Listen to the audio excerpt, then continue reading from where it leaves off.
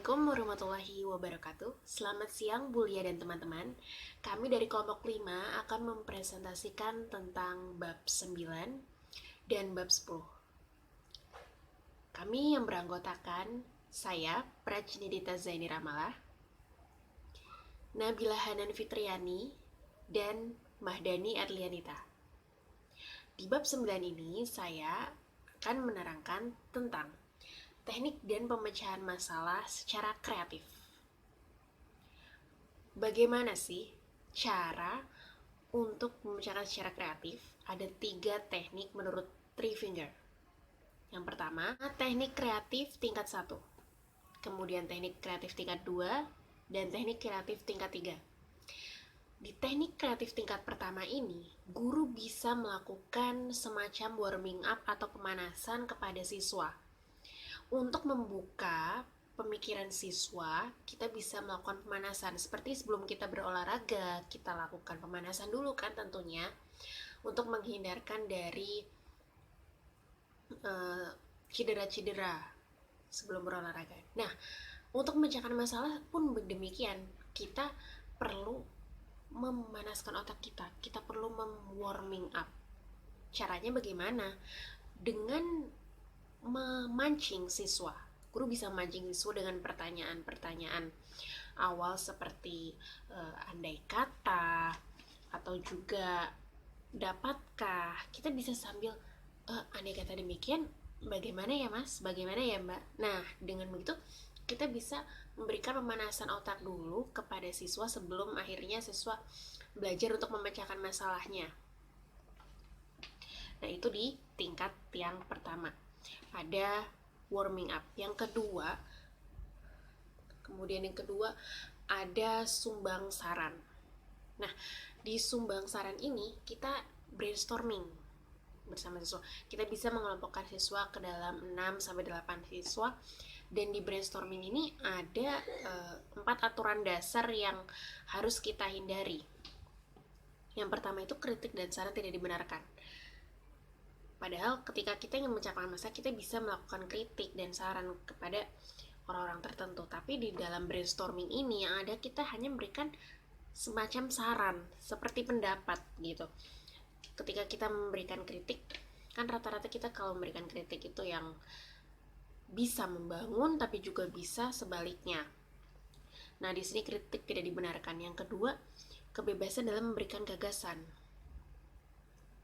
Nah, yang ketiga, gagasan sebanyak mungkin dan kombinasi dan peningkatan gagasan.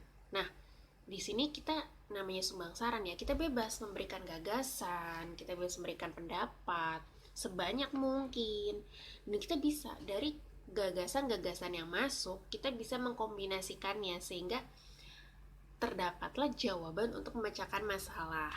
Nah, yang ketiga ini adalah pertanyaan yang memacu gagasan atau ide. Nah, di sini disebut juga daftar periksa. Kita punya rincian-rincian pertanyaan yang akan kita tanyakan kepada siswa ini untuk meningkatkan gagasan kita. Nah, ini pertanyaan-pertanyaan yang kita susun ini berguna untuk mengembangkan pemikiran kreatif seorang siswa. Misalnya kita punya daftar pertanyaan misalnya untuk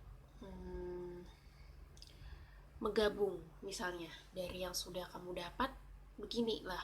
Kalau bu guru punya pemikiran semacam ini, terus bagaimana ya? Apa bisa di-compare, apa bisa digabung, apa bisa dikomparasikan gitu. Nanti kan anak akan memiliki pemikiran kreatif. Oh, berarti bisa bu, tapi begini. Nah, selanjutnya juga bisa daftar pertanyaan untuk hal-hal lain. Misalnya ketika kita punya komputer, bisa tidak digunakan untuk yang lain, tidak hanya untuk mengetik apa-apa dan sebagainya. Oh, bisa bu, ternyata bisa untuk mengedit video, mengedit foto apa dan lain sebagainya gitu, untuk menonton video, menonton film dan lain sebagainya. Lalu apalagi yang harus kita miliki gitu untuk menggunakan komputer tersebut jadi multifungsi. Itu misalnya dari sebuah pertanyaan bisa berkembang. Nah, kita berlanjut ke teknik kreatif tingkat yang kedua.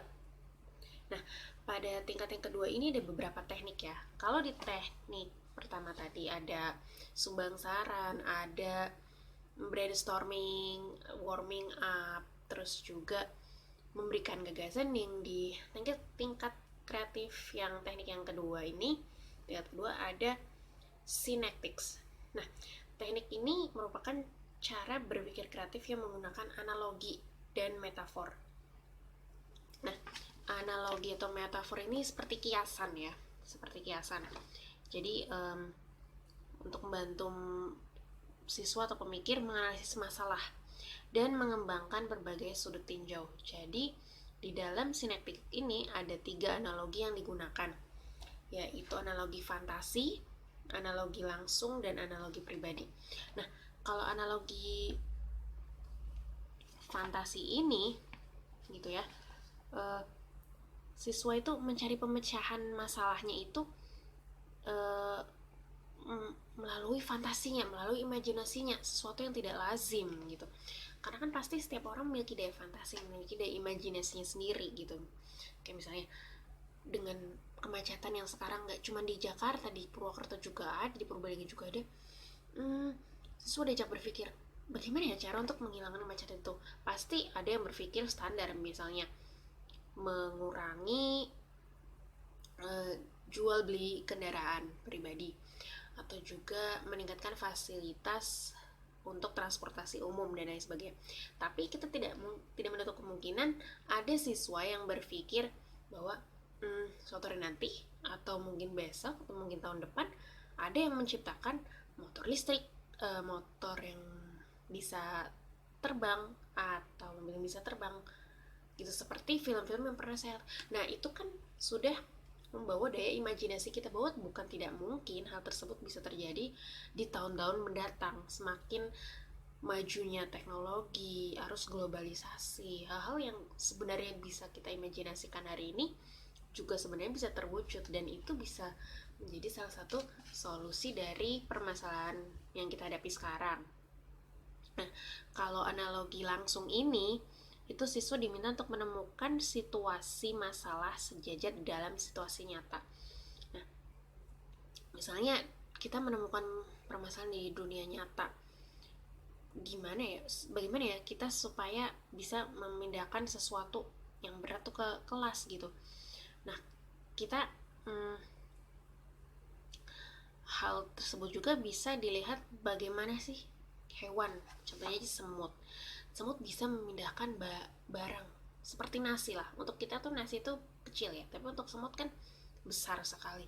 Bagaimana cara semut itu membawa nasi sekecil nasi itu untuk berpindah tempat? Pastilah bergotong royong, dan itu pula yang bisa kita sejajarkan dengan kehidupan kita, bahwa kita untuk memindahkan sesuatu berat, berarti kalau tidak bisa sendirian ya bersama-sama dengan yang lain. Nah, kita bisa mengambil dari bentuk-bentuk yang secara nyata kita hadapi. Dan kemudian analogi pribadi itu menuntut siswa untuk menempatkan diri dalam masalah itu sendiri. Misalnya ketika saya di posisi Fulan misalnya, yang orang tuanya keduanya bekerja, dia punya adik banyak, lalu bagaimana ya saya untuk memenuhi uang saku saya sendiri ketika saya sudah diberi uang oleh orang tua juga. Tapi menurut saya itu tidak cukup. Saya perlu menabung, saya harus hemat, tidak harus jajan setiap hari, saya bisa membantu dalam melakukan sesuatu. Nah, kita memposisikan diri sebagai itu. Kita tidak mungkin kenapa sih Fulan gak pernah mau main, kenapa Fulan begini begitu. Ketika kita memposisikan di posisi Fulan, oh iya, ketika aku berada di posisi Fulan, mana ada waktu untuk bermain, bersenang-senang, dan lain sebagainya. Bisa kita lakukan untuk belajar, untuk melakukan aktivitas dan tanggung jawab, tidak hanya sebagai seorang anak, sebagai seorang siswa, tapi juga sebagai seorang kakak untuk adik-adiknya. Nah, kita itu menganalogikan diri kita berada dalam situasi tersebut gitu. Nah, selanjutnya ada teknik kreatif tingkat yang kedua, ada futuristic. Nah, namanya saja future, berarti kita mengarah ke masa depan. Nah, mengajar dengan pandangan masa depan tuh penting, karena kita membuat siswa untuk menggunakan kemampuan mereka untuk mencipta masa depan, memberikan gambaran, oh bagaimana sih kamu ke depan ingin seperti apa, ingin cita-cita yang bagaimana. Nah, dalam teknik ini ada beberapa keterampilan. Kita bisa melatih anak untuk menulis skenario.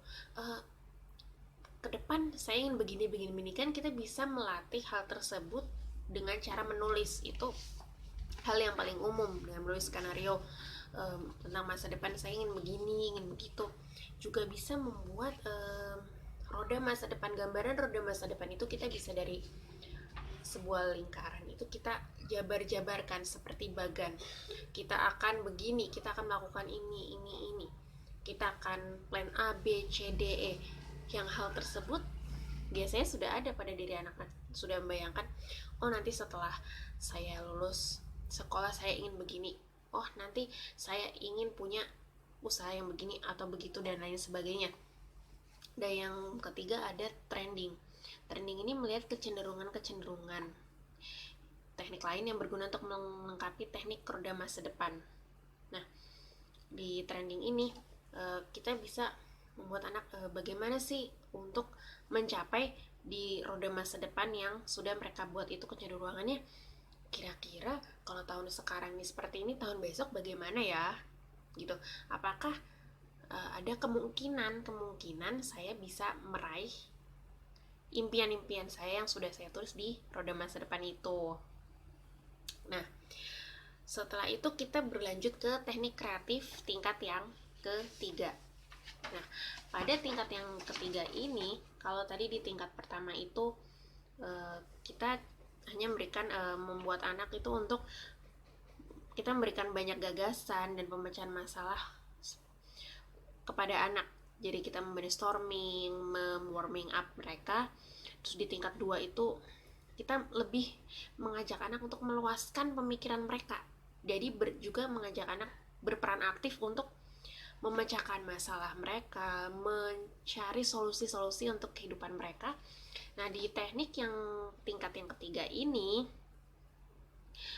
anak atau siswa itu dilibatkan dalam tantangan masalah nyata gitu. Jadi dia menjadi peneliti langsung dalam penelitiannya, dalam permasalahannya itu sendiri.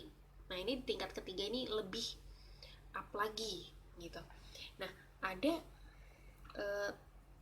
hal-hal yang bisa dilakukan oleh guru untuk semakin meningkatkan skill anak dalam pemecahan masalahnya. Pertama, pemecahan masalah secara kreatif itu ada 5 tahapan. Yang pertama itu menemukan fakta. Nah, di sini menemukan fakta itu anak itu mengetahui fakta-fakta apa sih yang diketahui mengenai masalah yang dia temui, yang dia hadapi. Itu ada data-datanya, ada fakta-faktanya, nyatanya kayak seperti ini loh, datanya begini loh, bla bla bla dan segala macam. Kalau sudah menemukan fakta dari masalah yang dia alami, kemudian tahap berikutnya itu adalah menemukan masalah dari fakta-fakta yang terjadi. Misalnya si anak ini tentang faktanya nilai saya jelek, faktanya kemampuan berpikir, kemampuan menghafal saya kurang, nilai saya jelek. Kemudian ditambah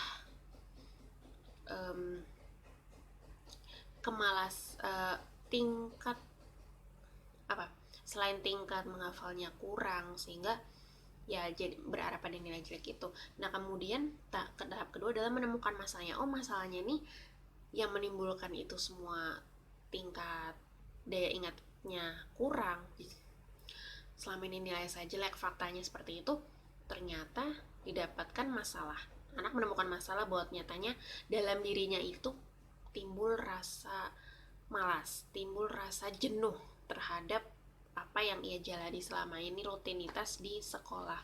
Nyatanya dia menemukan rasa malas, rasa jenuh yang sebenarnya itu setiap orang memiliki.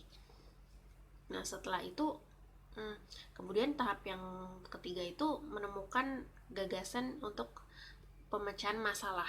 Jadi dari fakta-fakta yang dia dapat itu kemudian menemukan masalahnya. Oh, masalahnya ternyata saya sendiri malas belajar, saya sendiri malas untuk melatih pemikiran saya, melatih daya ingat saya, melatih otak saya, melatih mensugesti diri saya untuk menghilangkan rasa-rasa tersebut. Maka kita akan menemukan tahap yang ketiga adalah menemukan gagasan. Bagaimana sih saya harus berubah? Bagaimana saya bisa meningkatkan daya ingat saya gitu. Kemudian dengan setelah anak menemukan gagasannya, caranya mungkin saya harus meluangkan waktu belajar yang lebih, tidak hanya misalnya di target biasanya di jadwal 1 jam di rumah, karena dengan permasalahan-permasalahan yang muncul dengan fakta yang cukup banyak anak itu temui, jadi anak ini kemudian menemukan gagasan, berarti waktu belajar saya harus ditambah. Kemudian saya membuat target sendiri, misalnya 1 hari atau dalam waktu belajar yang ditambah itu harus mendapat hafalan sekitar berapa lembar atau berapa kosakata atau berapa hal baru dalam pelajarannya itu, dalam materinya itu. Kemudian di tahap yang keempat adalah tahap penemuan sosial. Jadi gagasan yang tadi anak-anak temui itu di tahap sebelumnya itu diseleksi berdasarkan kriteria yang menyangkut masalahnya. Nah, dari tadi misalnya gagasannya berarti saya harus menambah jam belajar di rumah, saya harus menambah banyak materi yang harus dihafal, saya harus misalnya mengikuti bimbingan belajar, saya mengurangi bermain gadget maupun bermain yang lainnya dan segala macam, bermain dengan teman, saya mengurangi aktivitas outdoor dan memilih belajar dan lain-lain. Kemudian di tahap keempat ini adalah penemuan sosial, di mana anak itu ayo kita ajak untuk memilah mana gagasan yang tadi mereka sudah list mungkin banyak gitu ya, apa-apa saja yang harus dia lakukan.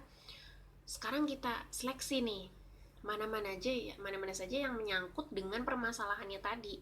Misalnya dia masalahnya ternyata daya ingat saya itu kurang, kemudian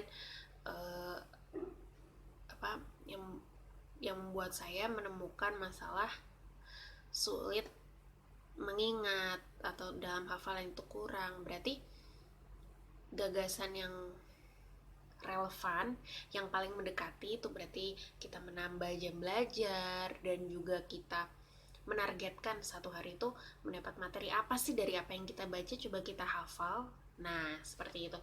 Kemudian yang kayak seperti yang misalnya tadi mengikuti bimbingan belajar, terus bisa kita geser dulu gitu. Kita memilih yang lebih relevan, yang mendekati dengan permasalahan yang ditemui.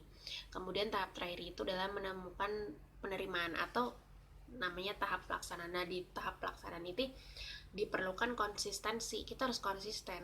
Kita sebagai guru juga harus konsisten membuat anak disiplin dengan apa-apa saja yang gagasan yang sudah ia tulis tadi untuk dilaksanakan di tahap kelima ini. Jadi ayo kita buat seperti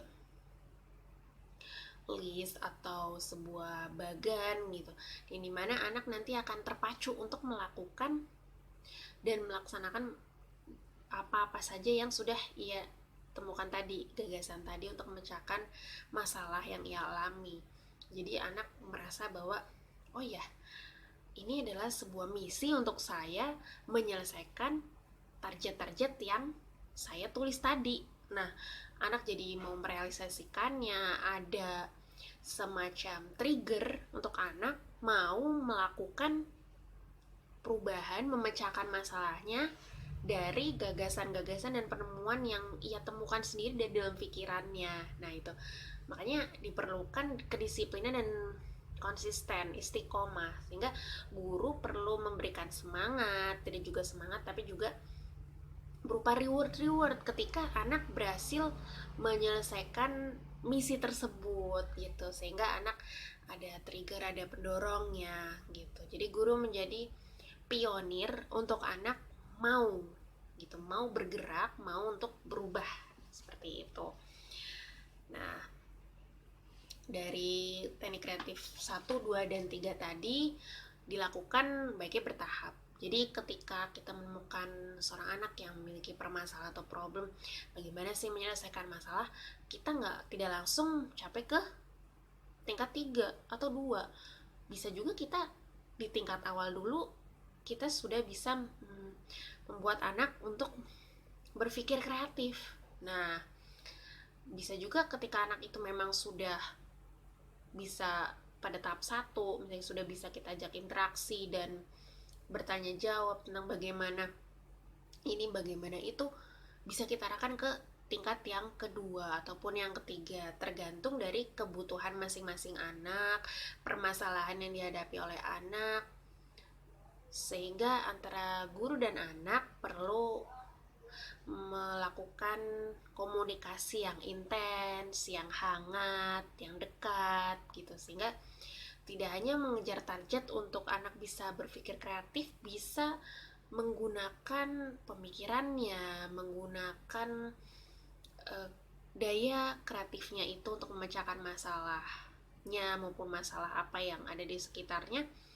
Tapi juga kita membangun koneksi, membangun relations antara guru dan siswa atau guru dan anak agar lebih dekat, dan siswa percaya kepada kita, siswa memiliki trust ke kita bahwa kita bisa mengajak mereka untuk mengenali lebih dalam apa sih potensi dalam pikiran mereka yang mereka miliki. Sebenarnya mereka kreatif, dan setiap orang itu kreatif, tergantung bagaimana lingkungan, bagaimana orang tua, bagaimana guru, dan anak itu sendiri mau menggali pikirannya, mau menggali pemikirannya, pengetahuannya untuk bisa memecahkan masalah-masalah yang ia hadapi maupun masalah-masalah di sekitarnya.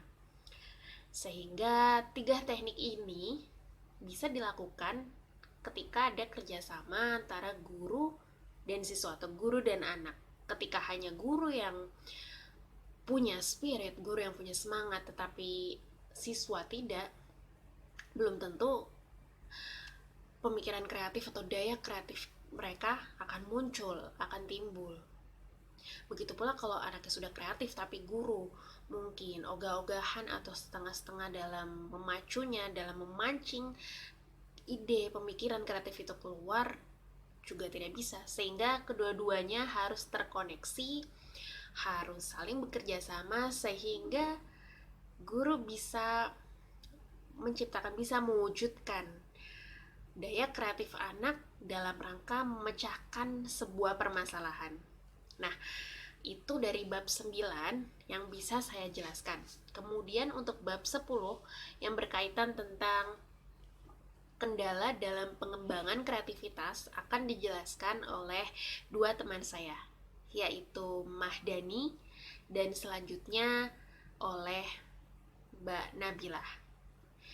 Untuk bab 10, Mbak Nabilah dan Mbak Mahda, dipersilakan.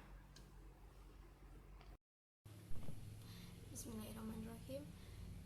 Di sini saya akan menjelaskan bab 10 tentang kendala pengembangan kreativitas.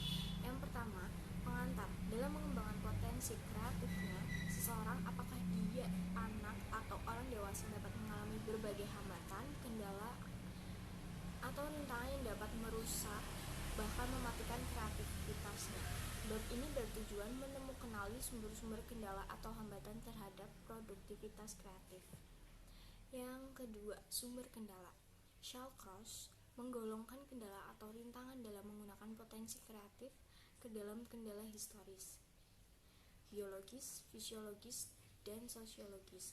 Yang pertama, kendala historis. Shawcross menyebutkan sebagai contoh di dunia barat, kehidupan pada abad Victoria tidak memberikan banyak kebebasan untuk perilaku termasuk pemikiran anggota masyarakatnya. Yang kedua, kendala biologis. Dari sudut tinjau biologis, harus diakui bahwa gen yang diwarisi berperan dalam menentukan batas inteligensi. Yang ketiga, kendala fisiologis. Seseorang dapat mengalami kendala vali karena terjadi kerusakan otak karena penyakit atau kecelakaan, dan ada juga pelukis yang cacat fisik. Beethoven ketika Tuli masih dapat mengubah simfoni dan Helen Keller, seorang tunanetra dan tunarungu, dapat menjadi penyair dan pengarang. Yang keempat, kendala sosiologis. Lingkungan yang mempunyai dampak terhadap ungkapan kreatif kita. Sering setiap masyarakat menganggap perilaku yang menyimpang dari norma sebagai tindakan yang bermoral jika menyimpang dari aturan atau hukum yang tertulis ataupun tidak tertulis. Dan lingkungan sosial merupakan faktor utama yang menentukan kemampuan kita untuk menggunakan potensi kreatif dan mengungkapkan keunikan kita. Yang kelima, kendala psikologis. Kendala ini yang paling utama dan penting mendapat perhatian pendidik ialah kendala psikologis terhadap perilaku kreatif. Kendala yang dikemukakan sampai sekarang sebagian besar termasuk faktor eksternal.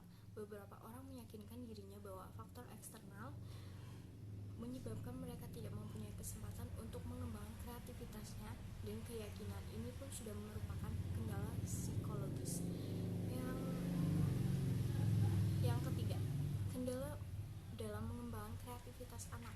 Konsep menurut Renzulli mengemukakan tentang keberbakatan yang mensyaratkan 3 kelompok ciri-ciri, yaitu kemampuan umum, kreativitas, dan pengikatan diri terhadap tugas atau motivasi intrinsik. Yang pertama, evaluasi.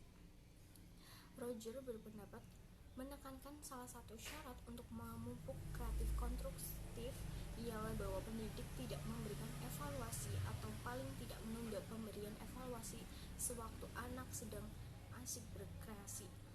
Yang kedua, hadiah. Kebanyakan orang percaya bahwa memberi hadiah akan memperbaiki atau meningkatkan perilaku tersebut. Ternyata tidak demikian. Pemberian hadiah dapat merusak motivasi intrinsik dan mematikan kreativitas. Yang ketiga, persaingan atau kompetisi. Kompetisi lebih kompleks daripada pemberian evaluasi atau hadiah secara tersendiri. Biasanya persaingan terjadi apabila siswa merasa bahwa pekerjaannya akan dinilai terhadap pekerjaan siswa lain dan bahwa yang terbaik akan menerima hadiah. Hal ini dapat merusak atau mematikan kreativitasnya. Yang keempat, lingkungan yang membatasi. Albert Einstein yakin bahwa belajar dan kreatif tidak dapat ditingkatkan dengan paksaan. Sebagai anak, ia mempunyai pengalaman. Ia selalu diberitahu apa yang harus dipelajari, bagaimana mempelajarinya, dan pada saat ujian harus dapat mengulanginya dengan tepat. Pengalaman yang baginya amat menyakitkan dan menghilangkan minatnya terhadap ilmu. Contoh ini menunjukkan bahwa jika berpikir dan belajar dipaksakan dalam lingkungan yang amat membatasi minat dan motivasi intrinsik dapat dirusak. Yang D, kendala dalam sosialisasi. Anak memerlukan pengendalian sehingga mereka merasa aman dalam lingkungan yang stabil dan andal, tetapi tidak sedemikian jauh bahwa mereka merasa seakan-akan apapun yang akan mereka lakukan adalah karena diharuskan. Kita perlu menentukan batas terhadap perilaku mereka bahwa mereka dapat mempertahankan motivasi intrinsik mereka. Yang ke kendala dari rumah. Tidak jarang keinginan orang tua membantu anak berprestasi sebaik mungkin. Mereka mendorong anak dalam bidang-bidang yang tidak diminati. Akibatnya meskipun anak berprestasi cukup baik menurut ukuran standar, tetapi mereka tidak menyukai kegiatan tersebut sehingga tidak menghasilkan sesuatu yang betul-betul kreatif. Lingkungan yang keluarga dapat pula menghambat kreativitas anak dengan tidak menggunakan secara tepat. 4. Pembunuh kreativitas, yaitu evaluasi, hadiah, kompetisi, dan pilihan atau lingkungan terbatas. Sekian. Assalamualaikum warahmatullahi wabarakatuh. Bab 10 yang tentang kendala dari sekolah. Kendala dari sekolah. Kendala dalam pengembangan kreativitas juga terdapat di sekolah dan pada guru yang sebetulnya ingin memupuk kreativitas. Kompetisi yang sering terjadi di dalam kelas sebagai gabungan dari pemberian evaluasi dan hadiah. Misalnya, dalam bentuk kontes dengan hadiah untuk pekerjaan yang lebih baik. Hal ini menimbulkan persaingan antara siswa dan siswa akan membandingkan dirinya dengan siswa yang lain. Pertama, sikap guru.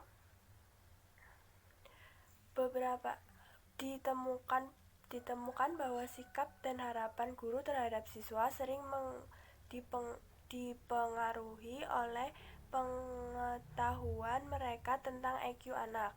Banyak guru yang mengharapkan dan memperoleh lebih banyak dari siswa dengan IQ yang tinggi. Sebaliknya, guru tidak mengharapkan prestasi tinggi dari siswa yang diketahui mempunyai IQ yang rendah, dan ini pula akan terjadi.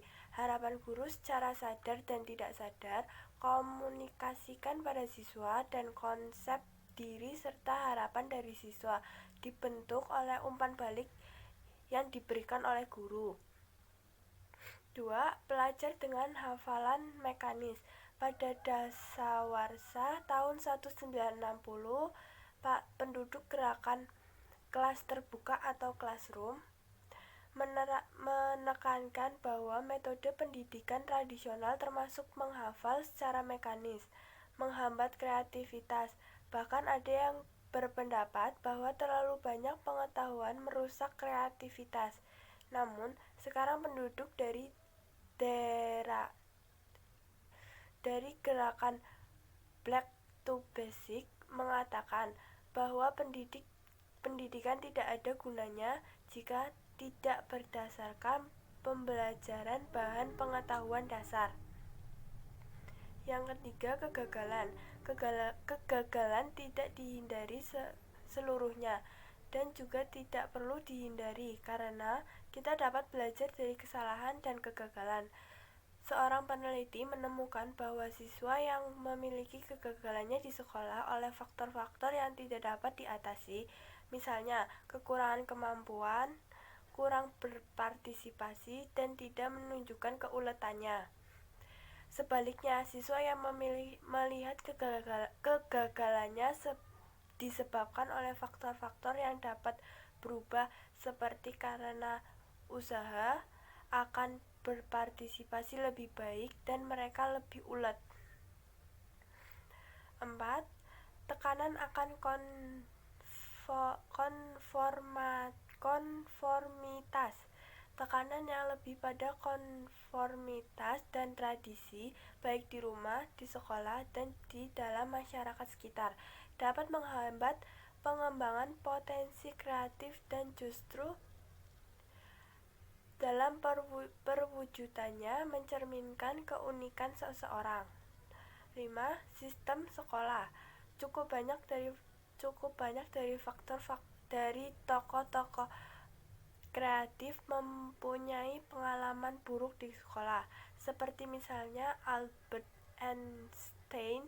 Salah seorang guru mengatakan kepada ayahnya bahwa anaknya malas dan pasti tidak akan berhasil di sekolah. Agaknya Einstein mengalami kesulitan untuk mempelajari bahan pelajaran verbal. Namun, lebih sering orang-orang yang mengharapkan kreativitas mempunyai kesulitan di sekolah karena menurut guru mereka lebih kreatif. Bagi anak yang memiliki minat-minat khusus dan tingkat kreativitas yang tinggi, sekolah bisa sangat membosankan. Salah satu ciri anak yang yang bakat kreatif ialah mereka bosan dengan tugas-tugas rumit di sekolah. Poin G, keseimbangan dalam belajar. Penting bagi guru melaksanakan materi kurikulum yang ketentuan dan bahwa siswa dapat menerima evaluasi eksternal. Setiap siswa perlu menguasai teknik-teknik sederhana untuk memecahkan masalah. Mereka perlu menyesuaikan diri terhadap aturan dan norma kelas dan kelompok. Jika untuk menghindari kendala dalam pengembangan kreativitas, perlu ada keseimbangan dan tidak berarti meniadakan sama sekali cara kebiasaan belajar tradisional. Poin H, kendala konseptual dan cara mengatasinya. Pendidikan dapat menghadapi berbagai kendala dalam melaksanakan tugasnya. Walaupun pada dasarnya jenis kendala ini sama bagi anak atau orang dewasa. Ada baiknya jika kita mensintesiskan di sini berbagai kendala yang dapat menghambat pendidikan atau orang pada umumnya dalam mewujudkan potensi kreativitasnya dan cara mengatasinya. Adapun kendala yang bersifat internal dan bersifat eksternal. Sehubungan dengan ini dapat dibedakan kendala yang diperoleh dalam pola kebudayaan tertentu dan kendala yang berasal dari lingkungan dekat, sosial, dan fisik. Sedangkan kendala internal meliputi kendala dalam prestasi, kendala emosional, kendala imajinasi, kendala intelektual, dan kendala dalam ekspresi. Yang pertama, kendala kultural. Contoh kendala kultural adalah 1. Berkhayal atau melamun adalah membuang-buang waktu. 2. Suka atau sikap bermain hanyalah cocok untuk anak-anak. 3. Kita harus berpikir logis, kritis, analisis, dan tidak mengandalkan pada perasaan dan firasat. 4. Setiap masalah dapat dipecahkan dengan pemikiran ilmiah. Yang kelima, keterikatan pada tradisi dan adanya atau berlakunya tabu. Yang kedua, kendala lingkungan dekat. Contoh kendala lingkungan dekat adalah 1. Kurang adanya kerjasama dan saling percaya antara anggota keluarga atau antar sejawat. 2. Orang tua yang otokrat dan tidak terbuka terhadap ide-ide anaknya. 3. Ketidaknyamanan. 4. Gangguan lingkungan, keributan, kegelisahan, serta kurang adanya dukungan untuk mewujudkan gagasan-gagasannya. Ketiga, kendala perseptual. Contoh kendala perseptual adalah 1. Kesulitan mengisolasi masalah. 2. Kecenderungan untuk terlalu membatasi masalah. 3.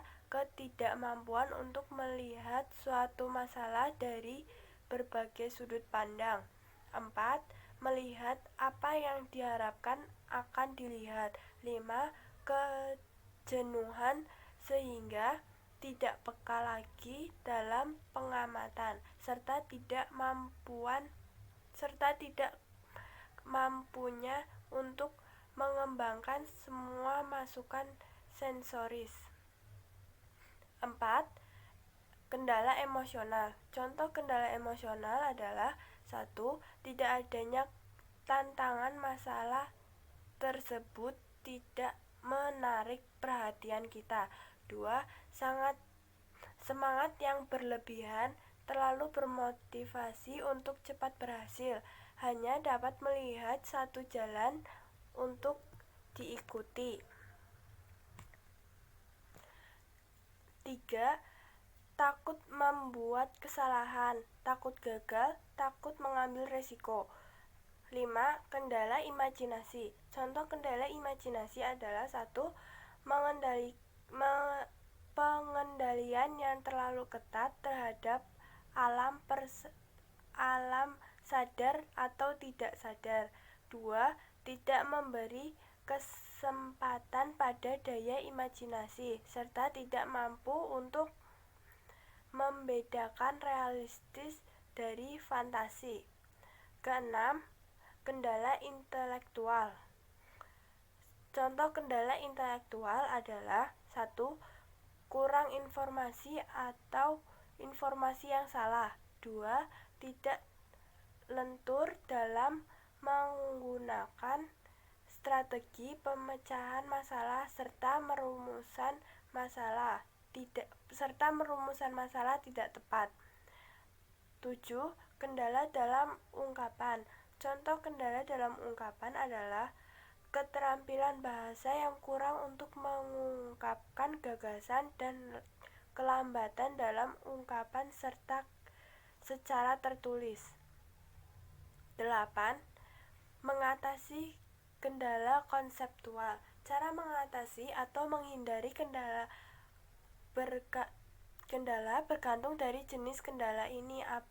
Kendala ini apakah eksternal atau internal? 1. Menggunakan cara pemikiran yang nonverbal. 2. Mempunyai sikap mempertanyakan atau menyelidik. 3. Melancarkan dan kelenturan dalam berpikir. 4. Menggunakan teknik kreatif. Cara atau teknik tersebut untuk mengatasi kendala konseptual adalah yang kita terapkan secara sadar dengan menggunakan kemampuan memecahkan masalah secara intelektual. Cara lain ialah dengan menggunakan sensor kita terhadap pemikiran tidak sadar yang dapat memberikan sumber makna. Sekian berikut presentasi dari kelompok kami. Kurang lebihnya mohon maaf. Wassalamualaikum warahmatullahi wabarakatuh.